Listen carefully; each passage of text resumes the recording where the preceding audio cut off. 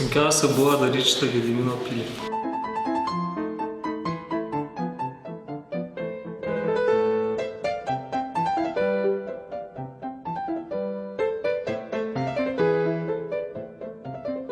Knyga kilo iš labai sveikų lietuviškų ambicijų.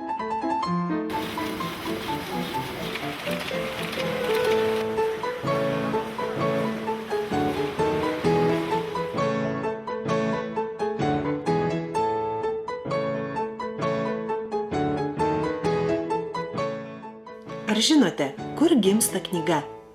Turbūt atsakysite, kad spaustuvėje ar leidykloje. Galvojate gerai, bet iš tiesų knyga pirmiausia gimsta žmonių galvose. Vieni parašo įdomius romanus, kiti sukuria eilėraščius, treti aprašo sudėtingus mokslinius tyrimus ar parengia vadovėlius.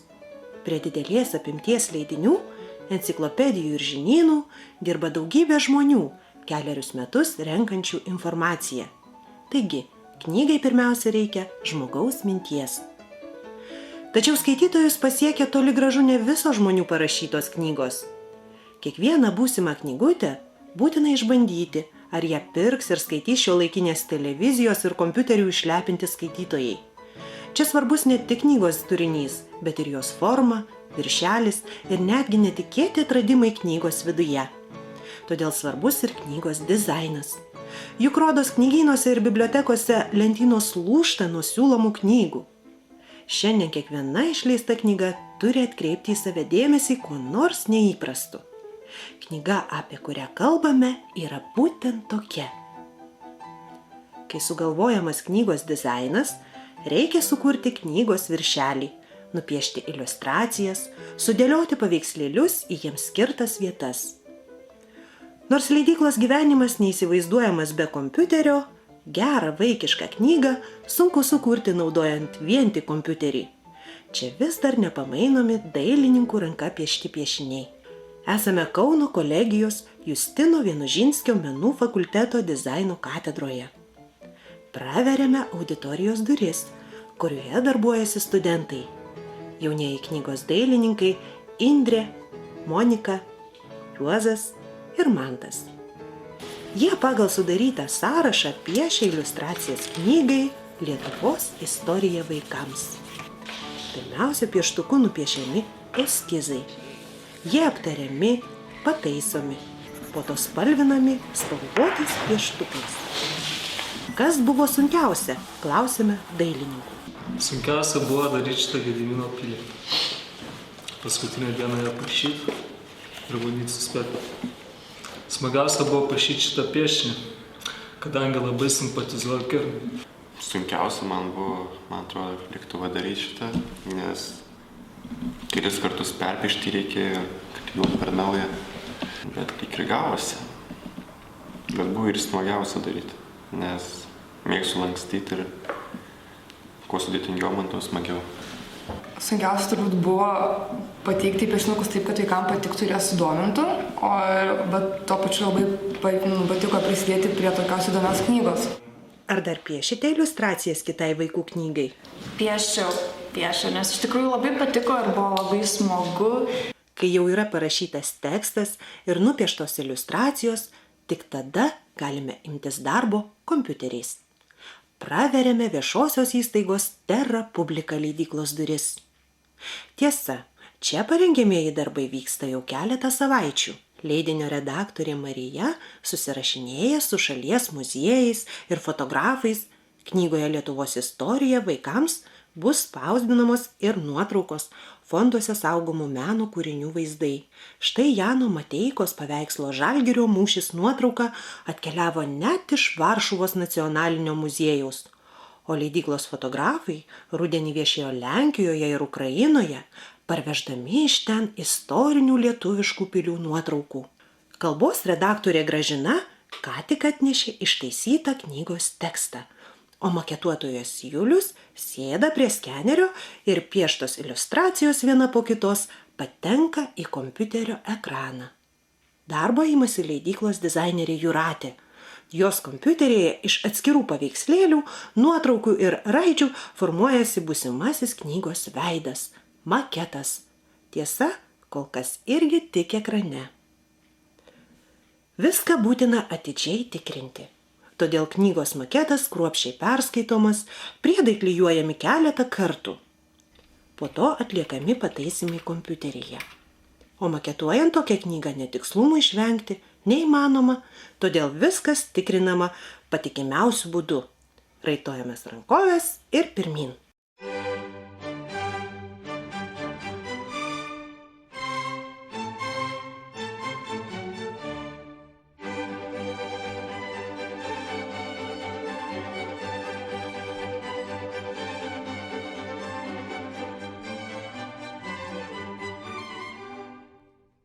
Kol maketas vis dar maigomas, it kokia minkoma tešla, laikas pasidomėti, kur kepsim pyragus. Praveriame Args Baltica spaudos namų duris. Tai viena moderniausių spaustuvių Lietuvoje. Jos vadovas ponas Rolandas kviečia mus į spaudos cechą, kur visą parą vyksta spaudos darbai. Ir gimsta čia ne tik knygos, bet ir žurnalai, bukletai, atvirukai ir netgi įvairiausių prekių pakuotės ir etiketės. Technologija Sonata paduoda Lilytę. Tuščiais lapais įrištą knygutę, kad galėtume išmatuoti, kaip atrodys atspausdintas leidinys. Pagal jį leidykloje vėl atliekami maketo pataisymai. Ir štai mūsų knygos maketas jau spaustuvėje. Operatorius Gintaras peržiūri iš leidyklos gautą knygos maketą ir išsako pastabas, jei atsiranda kokių klaidų. Po to pagaminamos specialios formos, kurios dedamos į spaudos mašiną. Ant jų, besisukdami mašinos volai, užtepa dažų prieš kiekvieną popieriaus lapą. O popierių spaudos mašina gali valgyti labai greitai, net iki 15 000 lapų per valandą. Spausdinti lapai vadinami lankais. Jie paliekami išdžiūti ir po to keliauja į lankstymo mašinas. Po to lankai sukomplektuojami eilės tvarka. Iš čia atspausdinta, bet vis dar palaida knygelė keliauja ir į šyklą. Tikrasis knygos gimimas būtent čia. Čia paruošiamas viršelis, o knygos lankai siūlų ir klijų pagalba surišami į vientisą knygos bloką. Dabar belieka jį pritvirtinti prie knygos viršelio ir op! Turime knygą.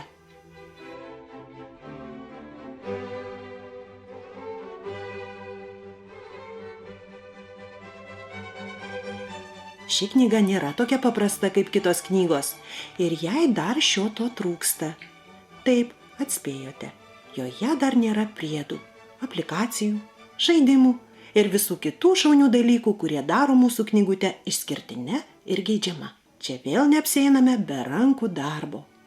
Vėl raitojamės rankovės.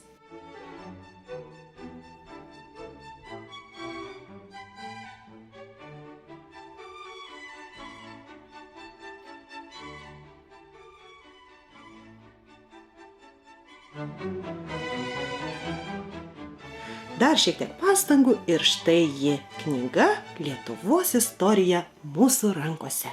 Gal visų pirma reiktų pasakyti, kaip gimė pati idėja išleisti tokią knygą. Lietuvos istorija, knyga skirta vaikams, iš tikrųjų priklauso pop-up, taip vadinamai knygų grupiai, kai knygoje yra pateikiami ne tik tai tekstai, bet tam tikros judančios, šokančios, lankstomos ir įvairios įdomios detalės, kurios iliustruoja tekstą arba tiesiog galėtų papildyti, suteikia šiek tiek knygai žavesio, įdomumo ir galima, sakykime, įdomiau patraukti skaitytoją. Knyga kilo iš labai sveikų lietuviškų ambicijų turėti ne tik tai importuojamą knygą, spausdintą kažkur Singapūre, Kinijoje, bet padarytą čia Lietuvoje, lietuvių rankom, apie Lietuvos istoriją ir skirtą Lietuvos vaikams. Taip kaip bet koksai daiktas, sakykime, yra įvežtas.